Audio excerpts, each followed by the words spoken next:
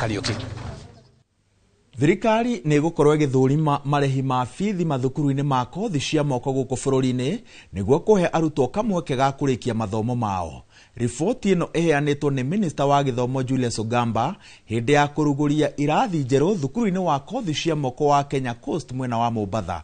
Ogamba augĩte atĩ gũkinyĩria rĩu thirikari nĩ ikinyanĩire gĩcunjĩ kĩa 99% kĩa woyani wa arutwo a grade ya 10 bũrũri-inĩ. Oho aroiga atĩ mathukuru 70 ma kothi cia moko nĩ megũkorwo makĩheo macini cia kĩrĩu. We have transitioned a total of 99% of all our grade 9 learners to grade 10, which is a commendable job. But at the coast region, we are lagging behind. We are at 95%.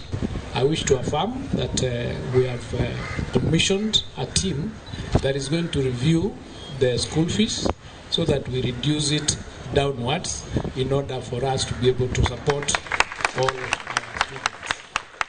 That meeting is taking place tomorrow, and we are going to ensure that the issues that you've raised with me are attended to and the fees will be reviewed so that you are able to complete your studies. In the same vein, we are working with partners to equip our institutions with modern equipment.